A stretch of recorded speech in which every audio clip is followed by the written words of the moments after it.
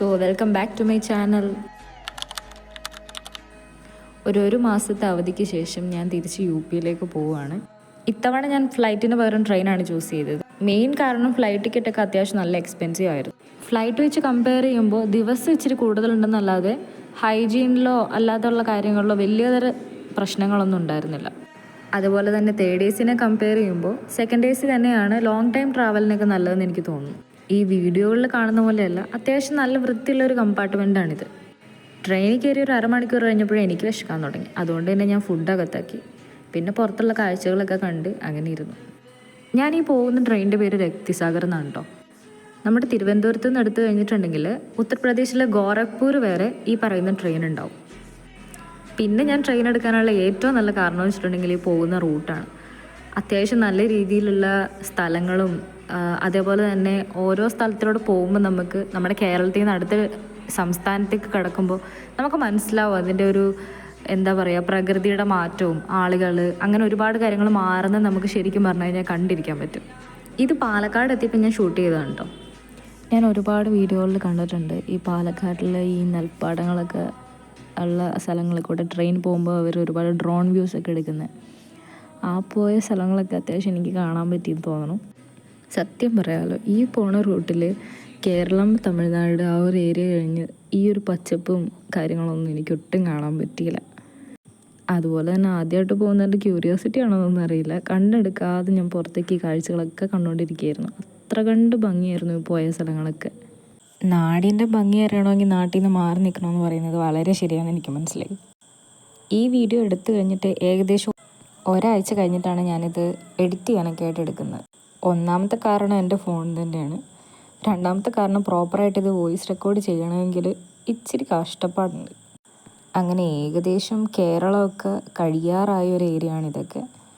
ഈ ഒരു ഏരിയ കഴിഞ്ഞിട്ട് കുറച്ചും കൂടെ കഴിഞ്ഞ് നല്ലൊരു മഴയൊക്കെ വന്നു. ഈ ഒരു ഭാഗത്തൊരു വലിയ മലയുണ്ട് കേട്ടോ. സത്യം പറഞ്ഞു കഴിഞ്ഞിട്ടുണ്ടെങ്കിൽ ഇതൊക്കെ അത്യാവശ്യം നല്ല രീതിയിൽ ഷൂട്ട് ചെയ്യാമെന്നുണ്ടായിരുന്നു. പക്ഷെ ഞാൻ ഓപ്പോസിറ്റ് സൈഡിൽ ഇരുന്നിട്ട് ഈ സൈഡിലേക്ക് വന്ന് എടുത്തപ്പോൾ പകുതി എനിക്ക് ഷൂട്ട് ചെയ്യാൻ പറ്റിയില്ല.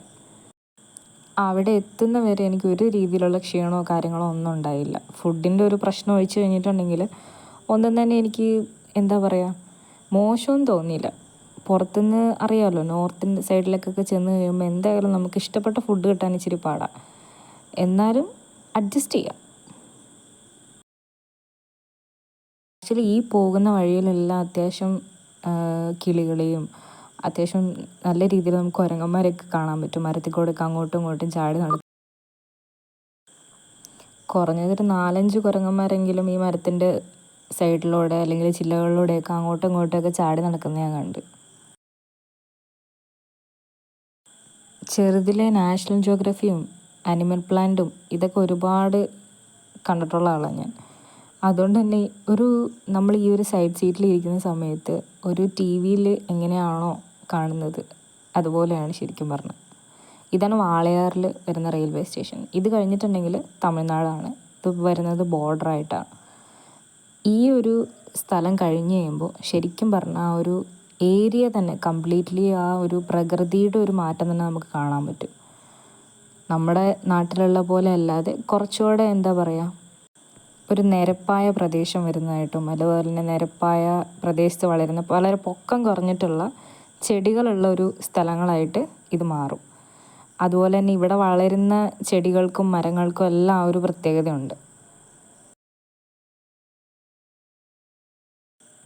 ഈ ഒരു പോകുന്ന വഴിയുടെ ഭംഗി എത്ര വാക്ക് വെച്ച് എനിക്ക് വിവരിക്കാൻ പറ്റുമെന്ന് അറിയില്ല. കാരണം അത്ര കണ്ട് ഭംഗിയാണ് ഈ പോകുന്ന സ്ഥലങ്ങളെല്ലാം തന്നെ.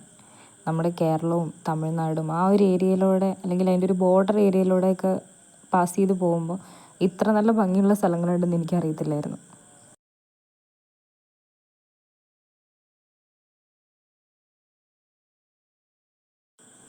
നമ്മുടെ വെട്ടത്തിലെ ഇല്ലത്തെ കല്യാണത്തിനെന്ന് പറഞ്ഞ പാട്ടില്ലേ, ആ പാട്ട് കേട്ടോണ്ടാണ് ഞാൻ ഈ വഴിയൊക്കെ ശരിക്കും പറഞ്ഞു കഴിഞ്ഞാൽ എൻജോയ് ചെയ്തത്. കുറച്ച് നേരം കഴിഞ്ഞപ്പോൾ എനിക്ക് നല്ല ഉറക്കം വന്നു. എന്നാൽ പിന്നെ കുറച്ച് നേരം കിടന്ന് ഉറങ്ങി വിശ്രമിക്കാമെന്ന് വിചാരിച്ച് ഞാൻ പതുക്കെ കിടന്നു.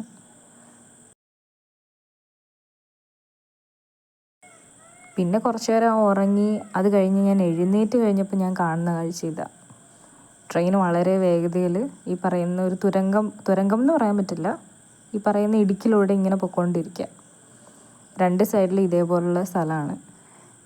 ഇത് കഴിഞ്ഞിട്ട് പുറത്തേക്ക് ചെല്ലുമ്പോൾ അത്യാവശ്യം നല്ല രീതിയിൽ മഴയൊക്കെ ചാറാൻ വേണ്ടി തുടങ്ങിയിരുന്നു.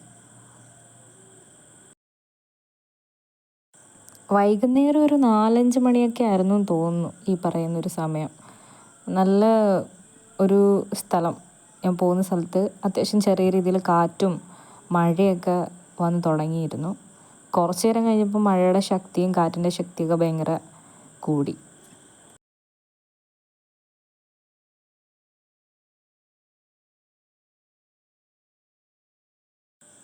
ഞാൻ ഇതുവരെ ഉള്ള എൻ്റെ ജീവിതത്തിൽ ആദ്യമായിട്ടാണ് ഇത്രയും ലോങ് യാത്ര ട്രെയിനിൽ പോകുന്നത്. അതിൻ്റെ ഒരു ശരിക്കുള്ള എക്സൈറ്റ്മെൻറ്റ് എനിക്കുണ്ടായി. അതുകൊണ്ട് ഈ യാത്രയിൽ ഒരു 5 മിനിറ്റ് പോലും എനിക്ക് ബോറടിച്ചിട്ടില്ല എന്ന് എനിക്ക് സത്യമായിട്ടും പറയാം. അങ്ങനെ കുറച്ച് നേരം കഴിഞ്ഞ് വൈകുന്നേരമൊക്കെ ആയപ്പോൾ ഞാൻ പതുക്കെ കിടന്നു. നാളെ രാവിലെ അല്ലെങ്കിൽ ഒരു 12 മണി 1 മണിയൊക്കെ ആകുമ്പോൾ നമ്മൾ ചെന്നൈയിലെത്തും. ചെന്നൈയിലെത്തിക്കഴിഞ്ഞിട്ട് അവരവിടെ നിന്ന് എൻജിൻ തിരിച്ച് നേരെ അടുത്ത സ്ഥലത്തേക്ക് പോവുകയാണ്. അവിടെ ഒരു 35 മിനിറ്റ് നമുക്ക് വെയിറ്റ് ചെയ്യുന്ന സമയമുണ്ട്. സോ എല്ലാവർക്കും good night and thank you for watching.